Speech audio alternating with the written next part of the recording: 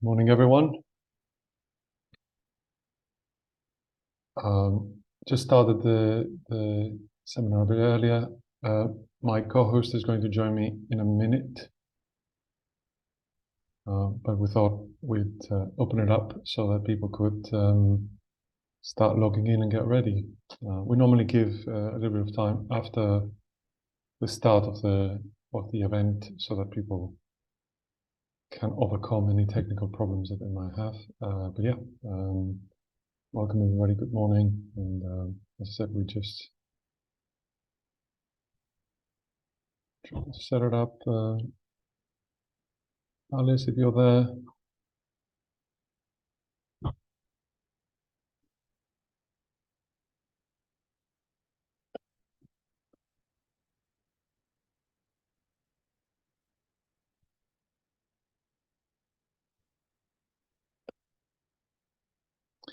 So Alice, if you're there, you could put up your hand so we could see you easily, and then I'll promote you. Good morning, everyone.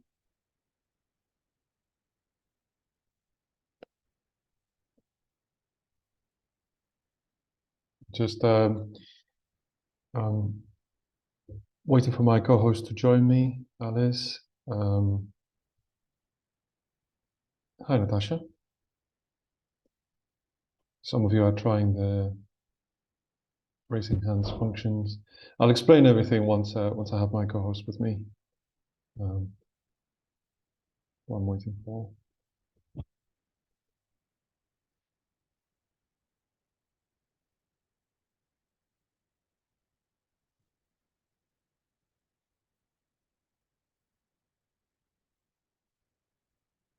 So we're going to give a few minutes for people to join, and yeah, I'm waiting for my co-host as well.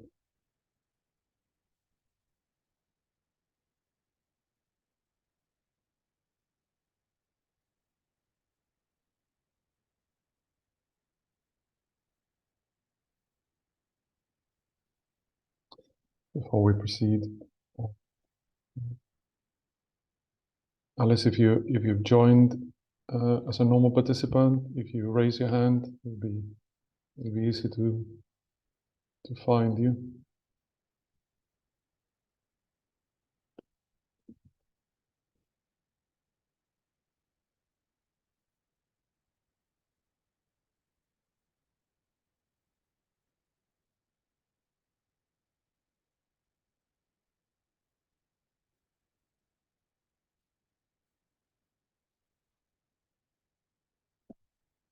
Hello, everybody. Good morning. I'm just waiting for my co-host to join me.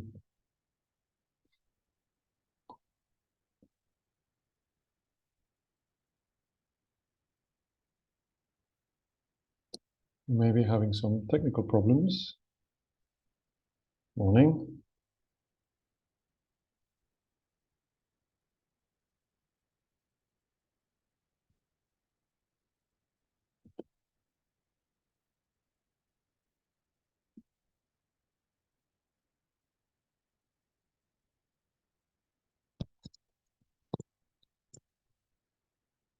So yeah, just for those who've joined me right now, good morning, everyone. I'm just waiting for my co-host, Alessandra, to join me.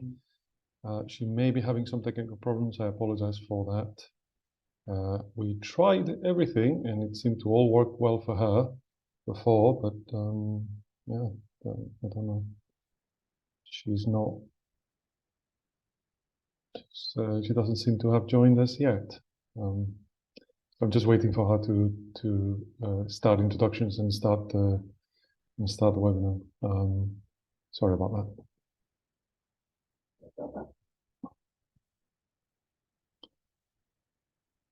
While we wait for that to happen, I'm sure you're all familiar with Zoom. There's a chat function that you've all been using to say good morning to one another. I can see that, so that's great. So that can be used. The only thing is that when you make a comment there, it might fly by very quickly. So if you have a specific question that you would like us to sort of address at any point, it's better to use the Q&A function, because then that stays, and then we're able to sort of track the questions. Oh, hi, Alice. Finally, let's see if I can make our panelist.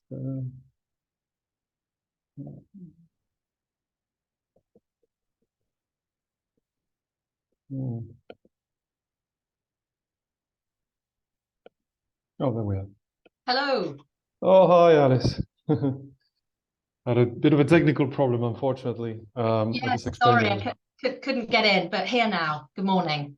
Good morning. Well, good. Yeah, good morning, everybody. As I said, Alice is joining me as my co-host this morning, and we're going to sort of talk about suicide prevention. I think I've got a nice slide that says a little bit more about who we are, but we're going to do some introductions first. So, Alice, did you want to sort of introduce yourself? Yeah, sure. Thanks, Andre. So, good morning, everybody. My name is Alice Hendy.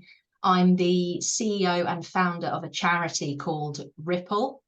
And I also work full-time for Deloitte as a cybersecurity manager. So I've been working in the cyber industry now for over a decade.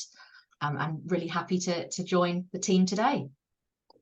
Yeah, and thank you very much for joining us to talk about this very, very important topic. We're obviously talking about suicide prevention today. I'm Dr. Andres Fonseca. By background, I'm a consultant psychiatrist, and I'm also the co-founder and the CEO of Thrive, and we provide mental health support for employees, and we do this through we have a digital hub. And then that digital hub provides access to different programs that people can do and to improve their mental health, but also provides access to our therapists that will be able to sort of provide support and psychotherapy to those that need it, that come to us.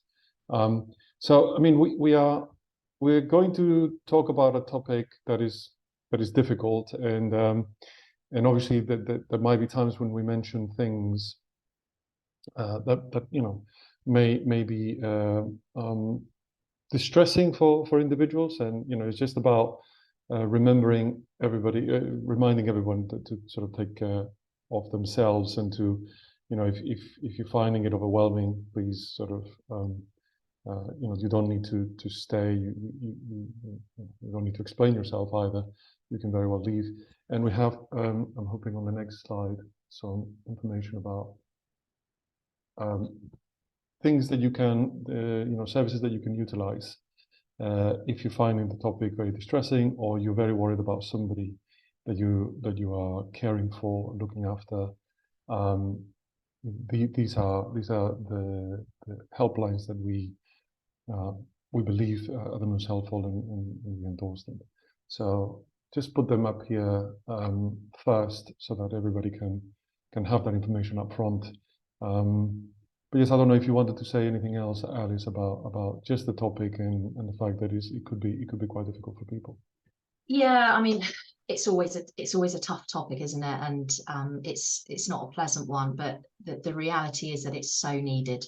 It's such a desperately needed conversation. So, as uncomfortable as it is, really grateful for you being here today, listening to what we have to say, and hopefully it will give you the support, the tools, the techniques going forward to make sure that you can support both yourself and other people. But these support services that are on this slide at the moment are absolutely fantastic. It's a strength, not a weakness, to actually reach out to these people should you need to do so.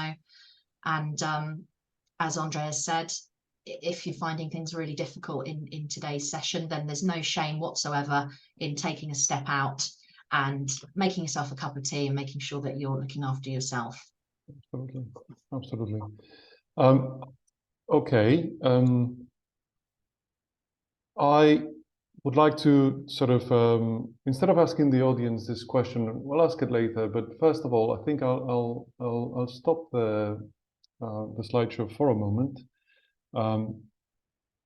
I hope that worked. And just Alice, would you mind telling us a little bit about your background? I think you told us a little bit about what you do in your day-to-day life. You mentioned Deloitte and being IT security there. Yeah, just take us a little bit through your background, if you don't mind. Yeah, so I'll start with what I find easier to talk about, which is my kind of professional background. So Let's do that. been working in cybersecurity now for over 10 years. I've spent time working in global banks such as HSBC, Barclays, insurance firms, consultancy firms, and currently now at Deloitte, managing our cybersecurity for our internal staff members. So making sure that they're keeping safe from nasty links and nasty people that are trying to catch our data and get our money and so on. Yeah. The reason, though, that I'm here to talk to you today is because I've set up this charity called Ripple Suicide Prevention. And like many people that have set up charities in this topic area, it does come, unfortunately, from lived experience. So on the 25th of November 2020, can't believe next month it will be 3 years, but I received a knock at the door from 2 police officers at 5:28 in the morning, and they told me that they had found my brother Josh and they believed him to have taken his own life. So obviously from that moment onwards, my life has never been the same again. Josh was 21 years old. He was my only sibling.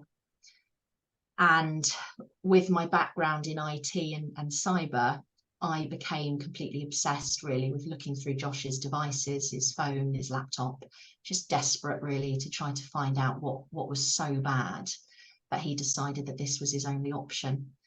And when I did that, I found that Josh had been researching how to end his life on the internet. And he was given tips, encouragement to do it. He was even given pain scales for each method of suicide to help him make a decision. And it was that really that sparked me into action and where Ripple was born. So you're the founder of Ripple. And obviously you utilize your background and what you discovered in your own personal experience to do something that you feel is going to make a difference. And I mean, it's very clear the intervention at the right time. From what we know about suicide, I'm not surprised to hear your story in terms of that research phase that might have taken place and looking through all those methods. And we do know that playing a role in that phase, in that research phase, may be fundamental. And we for example, we know that interventions such as when you're searching for the kinds of things that unfortunately your brother was searching for, when you find a site that explains to people, this is about survivors of suicide attempts, when they explain how they were and how they survived and how they are now, that tends to be very powerful in terms of suicide prevention. So intersecting or just capturing those searches that you were mentioning becomes really, really crucial. And I mean, I want you to explain what Ripple does and how it works and how it plays exactly in this area that we know for a fact is a very important component of suicide prevention. Yeah, of course. So Ripple is a piece of technology that I've created that effectively interrupts and intercepts anybody who's going online and conducting harmful searches relating to the topic of self-harm or suicide. So how it works, it can be downloaded in 2 different ways. The first way is as a browser extension. So it can be deployed on the likes of Google Chrome, Microsoft Edge, Firefox, Opera, Safari browsers. And that means that once downloaded, if somebody was to conduct that harmful search, Ripple would intervene, interrupt them, and signpost them to the relevant support services. Mm-hmm. The second way that Ripple can be deployed is through Wi-Fi integration. So that means that if I'm connected to a certain Wi-Fi network on my phone, and I was to search for something harmful on there to do with self-harm or suicide, then again, Ripple would intervene and signpost me to the relevant support services. Who we're targeting with this effectively is schools, colleges, universities. They can all download Ripple completely free of charge across their whole IT system to safeguard their students. And that will save lives if they do that, undoubtedly. And lots of universities, lots of colleges, lots of schools have, but in my opinion, this should be on every single computer and Wi-Fi network that exists in the educational sector. Mm-hmm. This is also something that's available for businesses to deploy to safeguard their staff. Yeah. Because, you know, unfortunately, I've had lots of people say to me, well, you know, surely somebody wouldn't search for this material, this stuff on their work computers. They do. They do. Yes, absolutely. They do. Yeah. And if you just put it into context for a second, if you're suicidal, do you honestly think you're going to be thinking what computer you're searching for this material on? Absolutely because not. As far as you're concerned, you know, you're not going to be around to experience the consequences. So businesses can deploy this as well to safeguard their staff.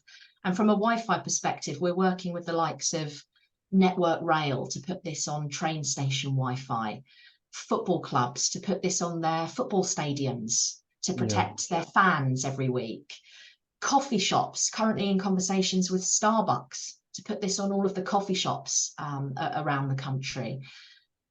The more this is downloaded, the more lives it's going to save, to be honest. It's a very simple idea, and it's one that I wish every day was around 3 years ago.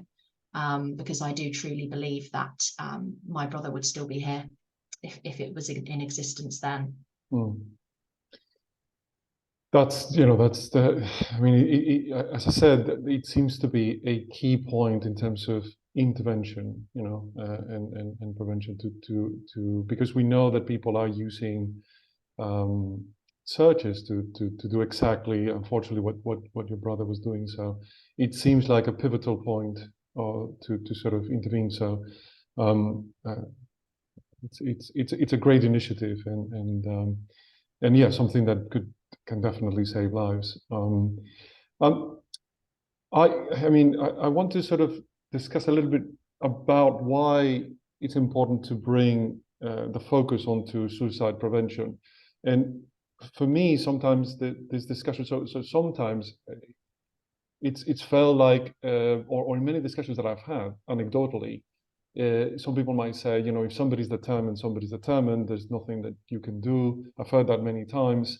If somebody is, they're not going to tell you. And also it's about those conversations that you may have about, well, if I ask it, you know, it's going to make it more likely that something will happen.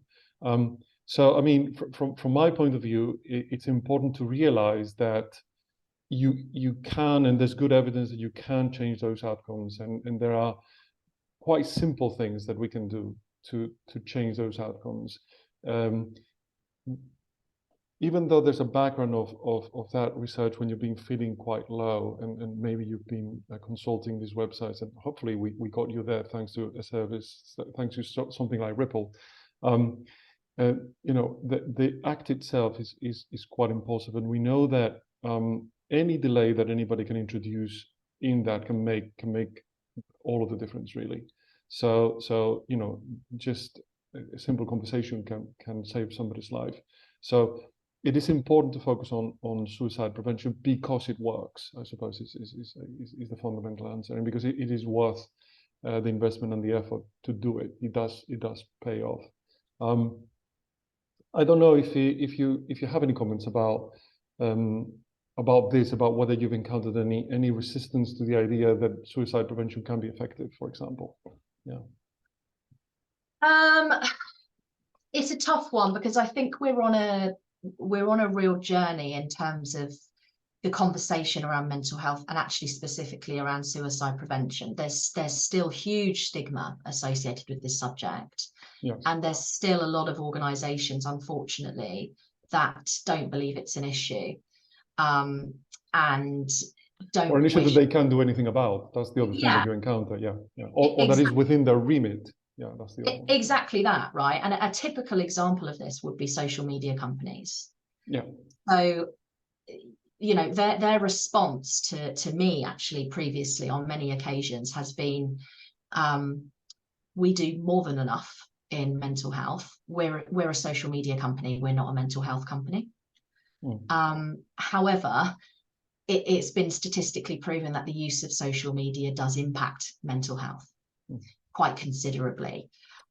So they should be prioritizing mental health. So that's a whole different discussion, and I'm sure I could speak for another hour on that one just alone. Definitely, yeah. That just highlights the issue, really, that we've got here, is that it is still a stigmatized topic. And it's events like today and conversations like we're having today that will gradually break that down, and we will get to a stage eventually where it is okay to talk about this stuff. Yeah. You know, is suicide prevention something that anybody can do something about? Absolutely. That's the point, isn't it? That is absolutely anybody can save a life. Yeah. Anybody. It is a completely and utterly preventable thing to happen.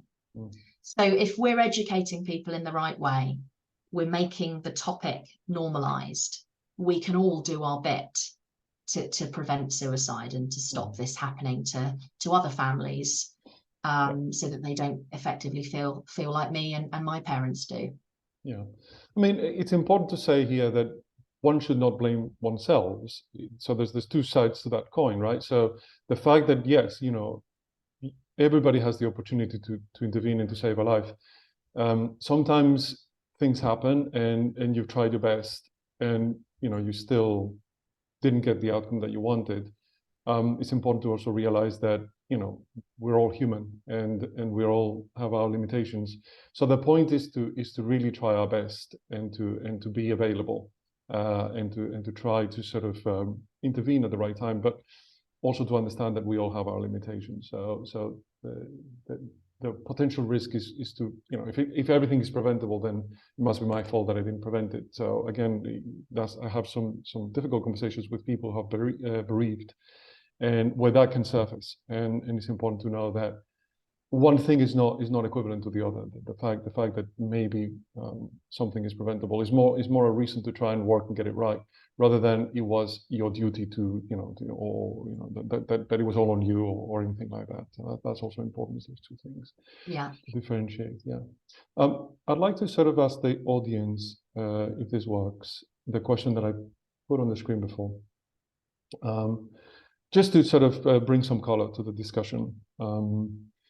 And if you're able to sort of use that QR code, or just visit that website, slido.com, and if you use that code there, you should be able to see the question, and you should be able to participate and answer the question. So yeah, so we should be able to sort of see your answers and your thoughts about who do you feel is most at risk of suicide, just to paint that picture. I think, Alice, I'm just going to sort of go through. I mean, you probably have some stats that you use to create awareness on this topic, and to get people to sort of think about it. So, for example, the figures that we have from 2022, I've got 5,275 suicides registered in England. So the provisional rate that was given for 2022 was 10.6 deaths per 100,000 people, which is similar to what it was in 2021, but much higher, or significantly higher than 2020. And the one that caught my eye when I was looking through the data is that in Q4 2022 data, there were 16.8, so it's a lot more than 10.6 figure that I mentioned. So 16.8 per 100,000 males, and the rate in females was 5.3. So that perhaps gives an idea of what the answer to the question is. I don't know if you have any other numbers that you like to discuss with people to sort of bring awareness to who is at risk, who might be at the highest risk. So I'm going to take this from my own perspective here. Yeah, go ahead. Another factor that often goes unnoticed actually is if you have been bereaved by suicide, you are 67% more likely to actually end up taking your own life than those who have not been bereaved by suicide. That really shocked me when I heard that. Yeah. But actually, there was bits of me that thought, well, I can kind of get that. I can kind of get that. So that's a really shocking statistic, which I came across. The other one, which is directly relevant to why I've created Ripple, actually, is there are 1.2 million internet searches for ways to take your own life conducted every single month on the internet. Right. Because if people want to get information on how to do this, they go online to do that. Yes. And that's one of the reasons why I've created Ripple. So as well as, the bereavement by suicide, there's also huge risk of men in particular. 75% of suicides in this country are male. Yeah. You've also is what I was saying, that 16.8 versus 5.3. Yeah. Yeah, huge. And you've also got an increase in the likelihood of people ending their life, actually, if they've got an addiction relating to definitely. drugs, gambling, alcohol, you name it. If there's an addiction in play, that also increases your risk as well. But I think the key message here to actually say is this doesn't discriminate. And even if you don't fall in any of those categories, you can still have those thoughts. So it's important that we are protecting everybody around us and making sure that we're looking out for them as much as we can. Absolutely. So, I mean, these are some of the answers we got from the audience. So first one, anyone who's in so much pain that can't see another way out. I think that's an important one to consider, because whilst we might talk about men being more at risk than women, people with addictions being more at risk, people who are homeless are also a lot more at risk. People who have self-harm before are more at risk. People who have a chronic mental health condition are more at risk. People who have chronic pain are more at risk. And as you were saying, so if you have a bereavement in your family because of suicide, then you're more at risk as well. So all of those are important, but it could be anyone. I think that's the point that the first one is driving, or this one here. This is any one of us. So obviously, young males are mentioned. So if you look at the curve of the incidence, yes, there's a bump. Around 20. I've got 20 to 35. Yeah, around about that age, where it increases and then it drops off, and then it increases a lot more. The maximum number or the population most at risk by age is 45 to 49. Men 45 to 49 in particular. That also translates to women, but obviously if you look at the size of the peak for men and the size of the peak for women is very different. The peak is very different.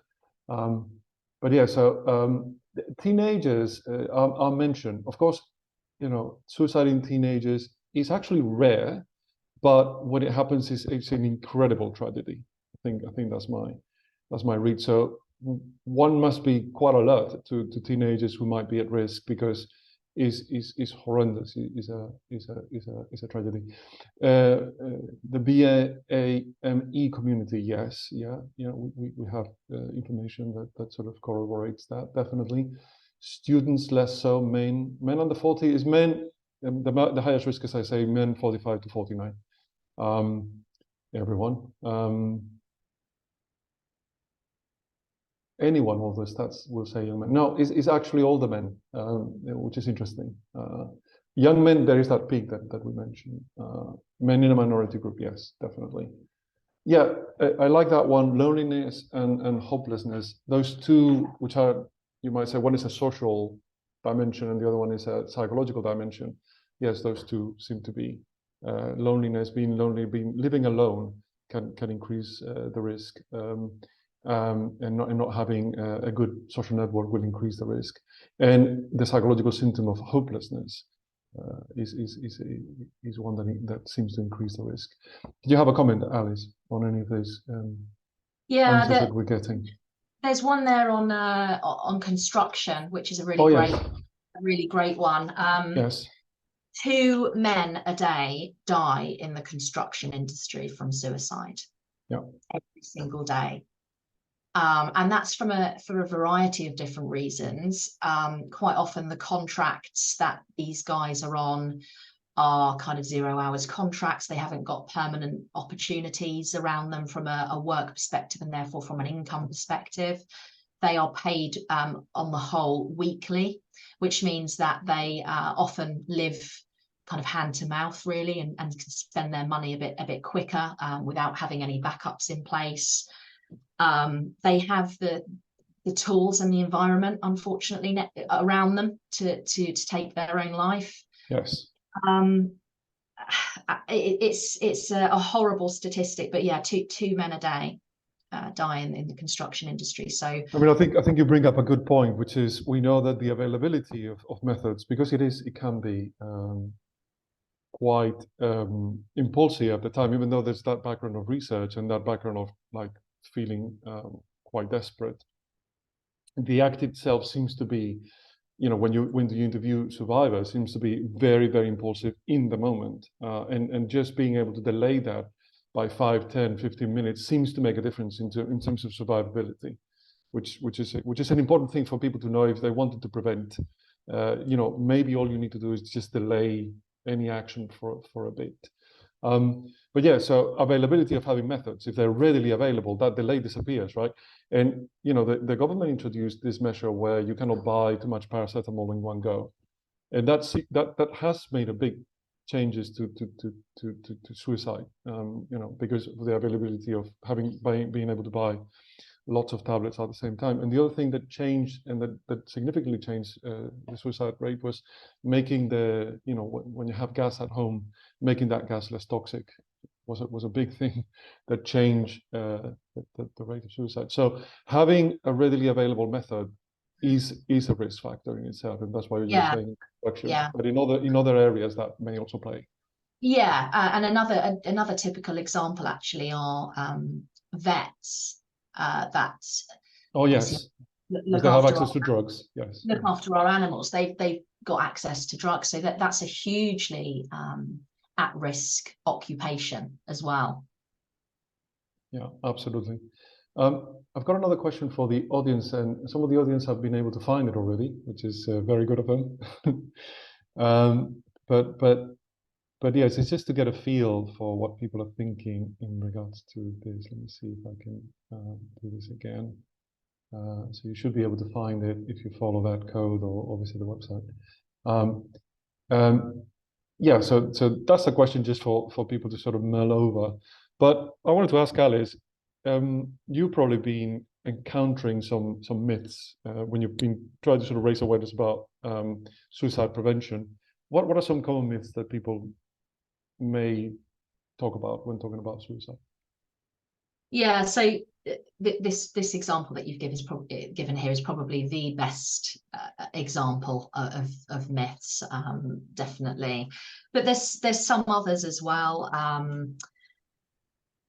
People not taking people seriously, so that they're being attention attention seeking by mentioning that they're suicidal. That's a huge myth, which is really hard. That's a very good point. So you're not really suicidal. You're seeking attention, and we know that voicing. We know one of the risk factors for suicide is voicing. Exactly that. And the advice that I would give for that particular example is, please, if anybody has got the courage and the bravery to actually come forward and explain how they're feeling, you must take that seriously.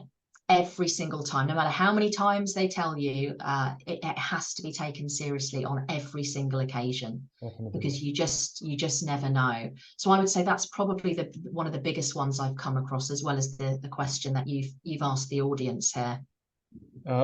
Yes, I mean, I suppose most people have answered the question.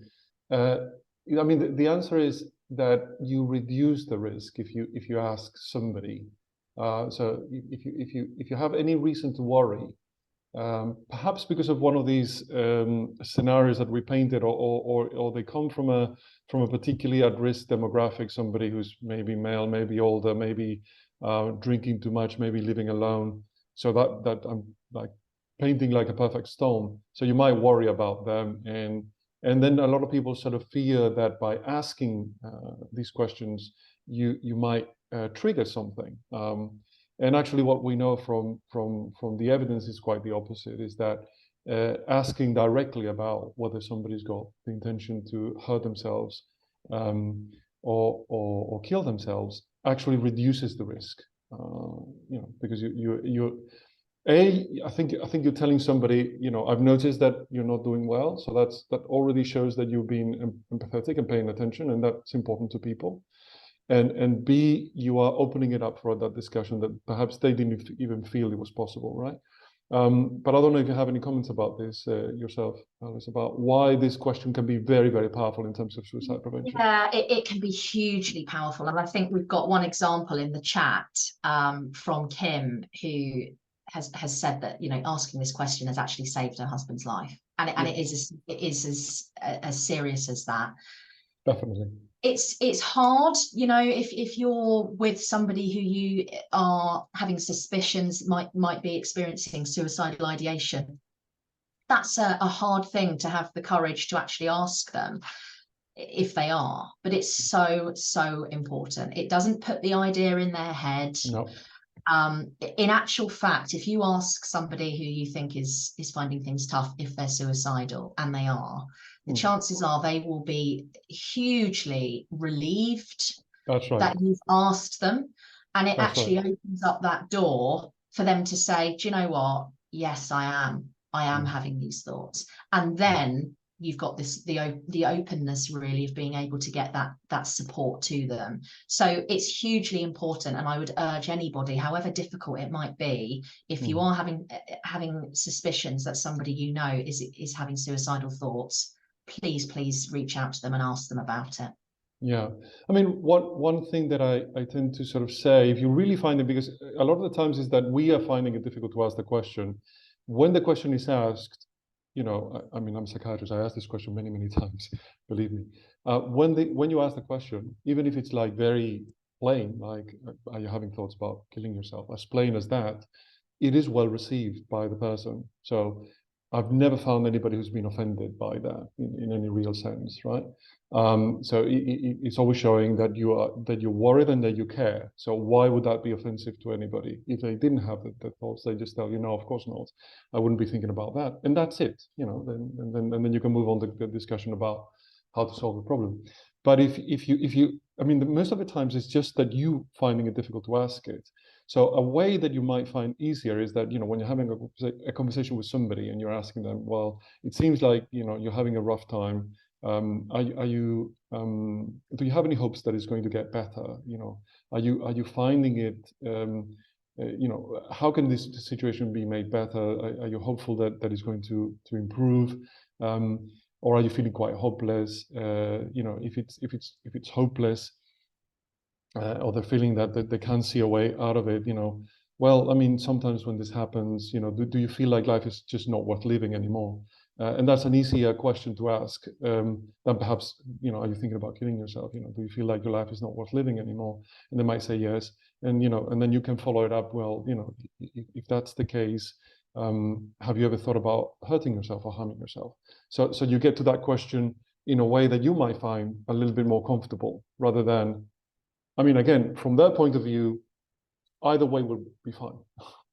But from your point of view, you might find that escalation of questions easier for you to sort of broach the subject. I don't know, might help. I don't know if you have any other advice, Alice, that you might sort of want to share with the audience about this. I think it just goes back to being brave, because it can be really tough Yes. to ask this question to somebody. Really tough. Definitely.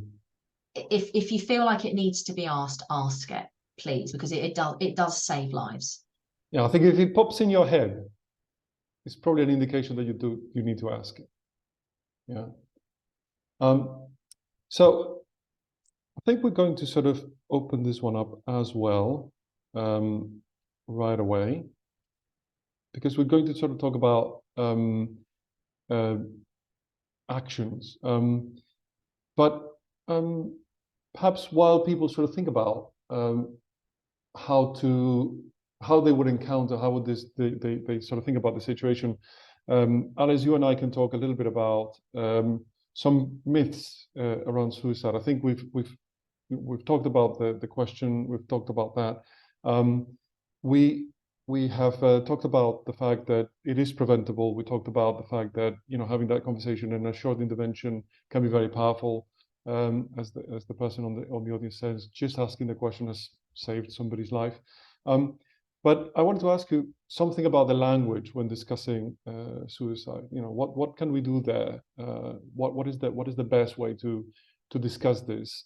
Perhaps at work, perhaps in a school setting where you go and talk about these topics. What do we know it's useful in terms of the language around suicide? Yeah. So language is a difficult one, because as we've mentioned in the presentation today already, there is still stigma surrounding the topic of mental health and suicide prevention. So in order to break down those barriers and reduce the stigma, we are trying to create a bit of a shift in terms of how we talk about this topic, which is hard to do, and it will take a lot of time. There's a couple of examples that I've got here that I can share with you. And just to be really clear, these are terms and phrases that I would openly and will openly admit to you that I used, right? So before I lost Josh, I would use these exact terms because I didn't know any better, and I was not educated in the correct language. So a typical example of that would be, this person has committed suicide. Yes. Right? Or commit suicide as a term. Lots of people still say it. I hear it pretty much daily in my role at Ripple. Why is that a problem? It's a problem because the term commit suicide would indicate that the act of suicide is a crime. And suicide has not been a crime in this country since the 1960s, actually.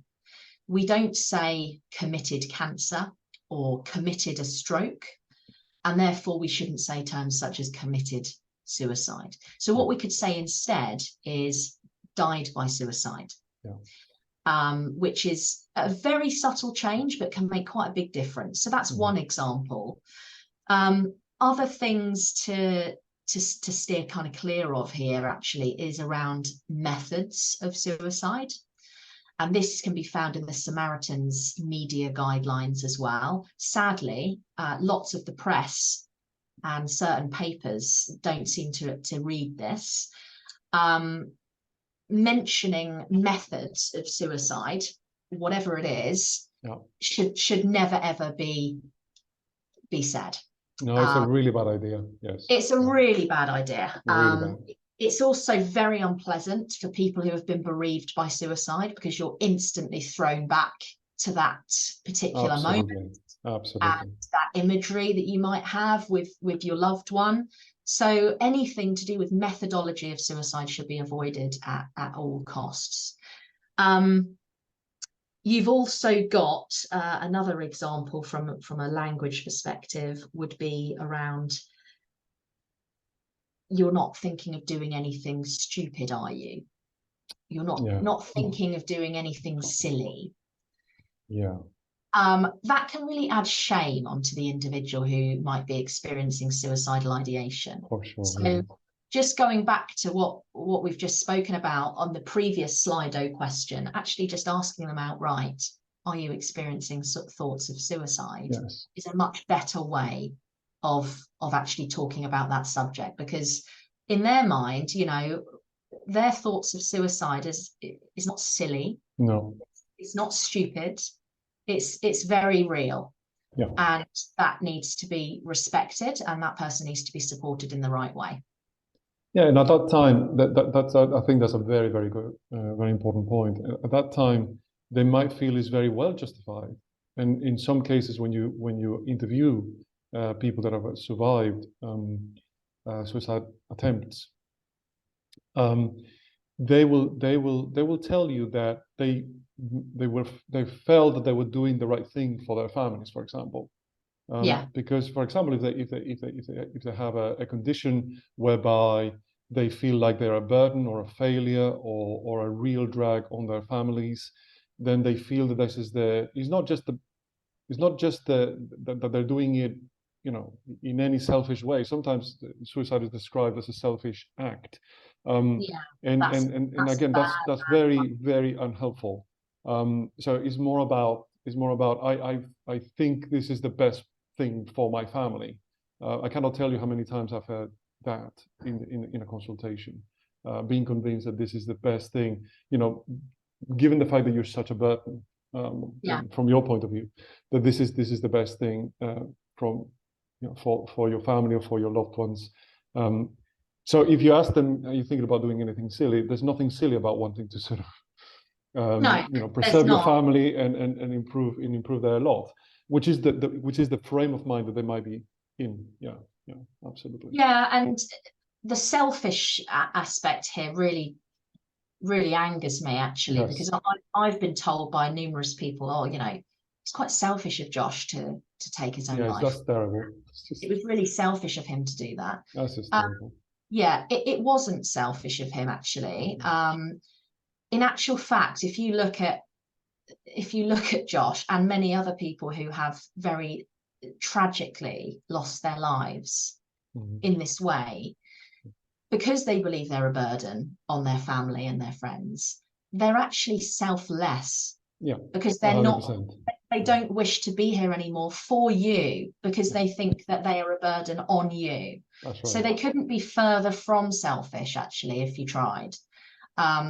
So it's just being mindful of how you speak about people, particularly if they've been bereaved by suicide, because I can tell you, when people told me that Josh was selfish, that affected me for days.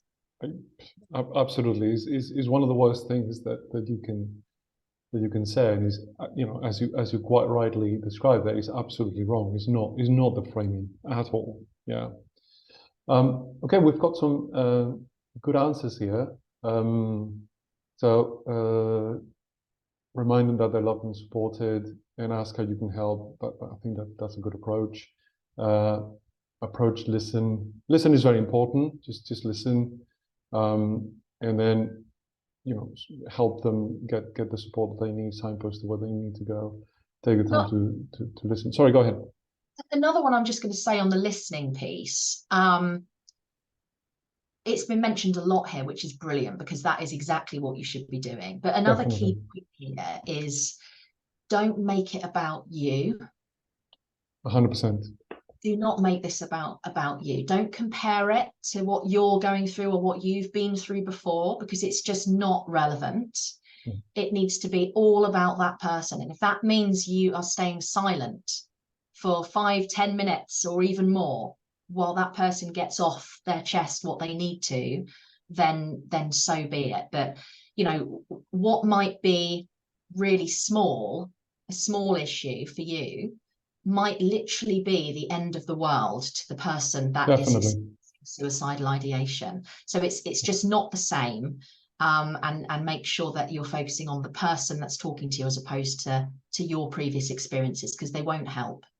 Yeah, I mean, I like this into that it says precisely that don't try and fix things, don't try and, you might think, oh, this is the problem that they're bringing to the table has an easy solution. I can see it. I'm just going to give them some advice about that. Yeah.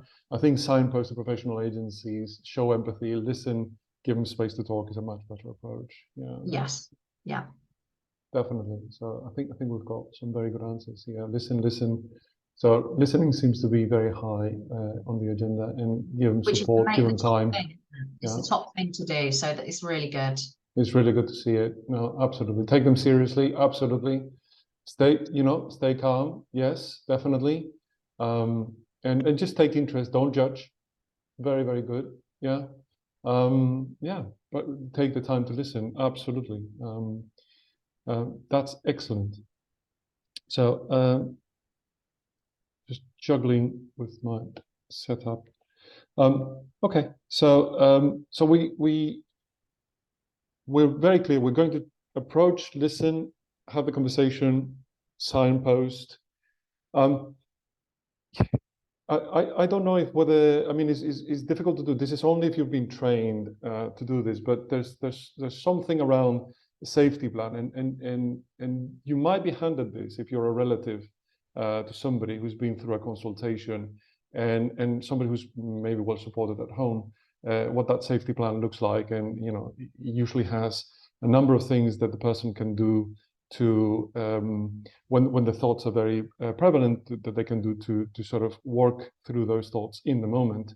So they may have that, and so it may be something that is already been created, and maybe if you're supporting somebody like that, it'll be about familiarizing yourself with the safety plan that they have, and it'll also include things like what specific contacts. For example, if they are working with a mental health team, it'll be how to seek help when things are really not going well, but also what specific aspects of the care plan can be implemented by a carer.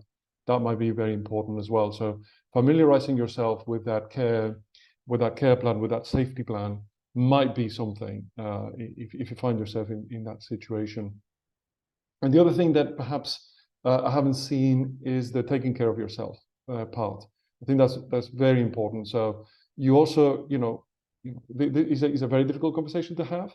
Can be very distressing. There was an advice there to stay calm. Sometimes it's very difficult to stay calm, and you might feel very overwhelmed about this and out of your depth, and worried about that you might do the wrong thing and this sort of thing. So it's about having self-compassion and about being able to take care of yourself as well. I don't know if you want to comment on this, Alice.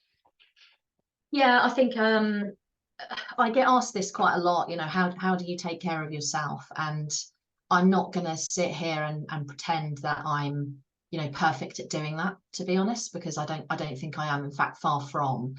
But I've heard a lot of people say to me, if you're struggling with your mental health and you're finding things tough, go for a walk, go for a run, go in an ice bath, go to the gym.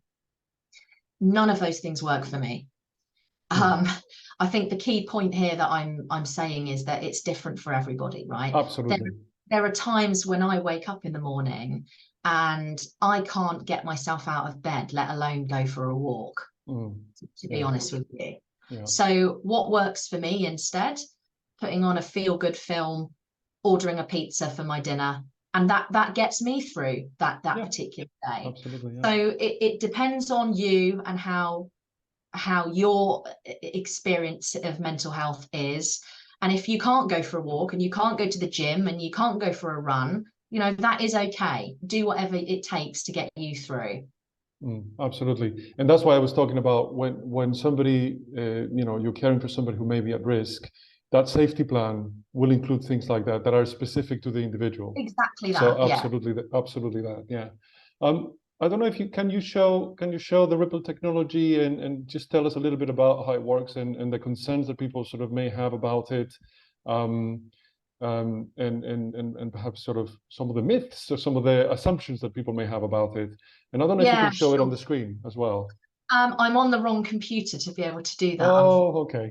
Anyways, unfortunately. if you can talk us through, because I I'll think the talk you immediate through concern that might pop into people's heads is, okay, that. it seems to be about tracking me in some kind of way. Yeah. Uh, Yes. do you see what I mean? So if you can perhaps explain that and put people's mind at ease about how the technology actually works. Yeah. Yeah. So the biggest challenge I get asked about Ripple when people deploy it is this Big Brother's watching you? Yeah. Is it looking at what we're doing? Is it going through our photos, looking through your search history, collecting all of your data? Um, it doesn't do any of that stuff, to be honest with you. So it is simply a tool that is triggered anytime that a word is searched for online to do with the topic of self-harm or suicide. And it's there as an individual prompt reminder that there is hope, that you are loved, and that there are some amazing support services there to help you. So data privacy, quite rightly, is on the agenda of lots and lots of companies at the moment, which it should be. That's the right thing. But from a perspective of Ripple, it doesn't do that. It's simply an individual reminder to get some support. Yeah. And if people, so we've heard your work in schools, in universities and other institutions, and you were talking about employers. So if people are interested to sort of perhaps lobby their employer about sort of getting this installed in people's networks and things like that, Yeah. what can they do? Do they contact you? How do they do this? Yeah, you can contact us. Our email address is on the slide at the moment, info@ripplesuicideprevention.com. We've got templates that you can send to your organization, to your child's school, to your child's college, to your child's university, that will tell them exactly what Ripple is, how it works, and how they can deploy it. It's such a simple measure that can be put in place very easily that saves lives. It's as simple as that. And it's now had over 1.8 million downloads around the world in 18 months. It's available in 47 countries in 13 different languages, and it interrupts and intervenes harmful searches on a daily basis. Yeah. You just never know what people might be looking at, what people might be going through. And this is an additional layer of protection that they can put in place. So any questions, demos that you need, information, videos, collateral, drop us an email and we'd love to work with you. Yeah, and just to say about us, if you're, we offer this therapy service, and I mean our aim is also to try and identify individuals much earlier than when they might be sort of at risk of suicide. So our attempt, or what we try to do ourselves, is to identify people who are in distress as soon as possible, and to try and offer them support as soon as possible. But also, if in your company, if your company has our service as well, and I don't know if it's possible to do it with the Ripple technology, but that we are one of the sources, but particularly for an employer, when somebody's like doing these searches, because we are there to intervene, even when things are quite difficult as well. So Yeah. so yeah. So that may be possible to set up. I don't know if you do it especially for companies where they have services and they signpost to those services. So. Yeah, we can actually tailor the content that features on the Ripple tool to align with the services that are most bespoke to them. So there's lots of companies that we work with that have said to us, look, we want Ripple, but actually we want to signpost people to our employee assistance line as well as yes. sources. Yeah, so we can absolutely do that and make it tailored, of course. We've got a couple of minutes, so we've got a few questions. The first one, I think I'll go through them and we'll see what we are able to answer. Would it be okay to use the term "lost their battle with mental health" or similar? What do you think, Alice? It's a tough one. I would say not personally. I would say to avoid that, because it's almost saying that that person has failed. Yeah, or that they're responsible in some kind of way. It's like I don't like I lost my battle with cancer either, to be honest with you. You know, that thing that people say, No, because it's like, you know, it's not it's not. I don't think the metaphor really works for what's going on there. If you have no. a condition that is affecting your health, I mean, it's not the worst thing that you can say, but It's not the worst thing. It's not the worst thing. And I think that's really key actually to say, is that you will get stuff wrong. yeah, and And that's that is fine. That's okay. fine. We're humans, when you're not going to have somebody, well, I hope not anyway, come back to you and say, oh, you shouldn't have said this to me. And No, it's not that kind of place. But absolutely. I personally would say died by suicide instead, just to Yeah, avoid all doubt. exactly. And I think that makes it very clear. You're clearly communicating what's happened. And I know that because it's tough to talk about, we shy away from it. But by saying it, you normalize it, and perhaps you make it easier for Exactly that. somebody else to talk about it. Yeah. So we've got another question about, is there any data on the gender gap for suicide attempts? I've read that men are more likely to end their lives by suicide because of methods that they choose. Yes, I mean, this is true from what we know, that men tend to choose methods that are more violent and perhaps more likely to succeed, as it were. So whereas females tend to use methods like self-poisoning that perhaps you can rescue. That's part of the difference. It's not the whole difference, but yeah, that is part of the difference. Mm. Men in general are less risk averse and more risk seeking in general, and they put themselves in more dangerous situations in general. So again, this is not true for a particular man. This is important to say. This is only true on average. Yeah. Yeah. Would it prevent you from accessing sites that contain a reference to suicide but are supported? I think that's a very good question. Just I think that's the last one that we'll take, but I'll put it to you, Yeah. Alice. Yeah, I think it's a good question. It's a very good question. Ripple would not be triggered if you do a search relating to suicide that is kind of for general information. Ripple is more of a crisis intervention tool. So this is for people who are actively searching for how to end their life or Yeah. how to self-harm. So if it's a more general term, then Ripple would not come up. It's only for those really harmful searches. Otherwise, I think I'd be annoying a lot of people. Yeah, absolutely. Yeah, that makes perfect sense. And I think the last one, I know I've run over, but I think is a good question as well. Can Ripple be installed on your own home's Wi-Fi to protect your own family? So at the moment, Ripple can be downloaded at home as a browser extension, and there's videos on our website that give you instructions on how to do that. So it's ripplesuicideprevention.com. From a Wi-Fi perspective, we're currently in pilot with an internet service provider to make exactly that happen. And it will work in the same way as parental control. Where, at the moment you can use a parental control that filters, let's say, adult content. You'd be able to use a parental control effectively of Ripple, which will filter out self-harm and suicide related content and instead provide them with support. So it will work in a similar way. Not there yet, but working every day to make it happen. And I've just seen another question come in. Is there a fee for schools? No, there's not. It's completely free for the whole education sector. So please do recommend it to your children's school, college and university. All right. Well, thank you very much, Alice, for co-hosting with me, and thank you very much to the audience for the tremendous participation and their insights and for taking the time to sort of talk about this very difficult topic but very important topic. So thank you all very much, and I'll see you in another one soon. Thank you. Thank you for having me. Oh, absolute pleasure, Alice. Thank you so much.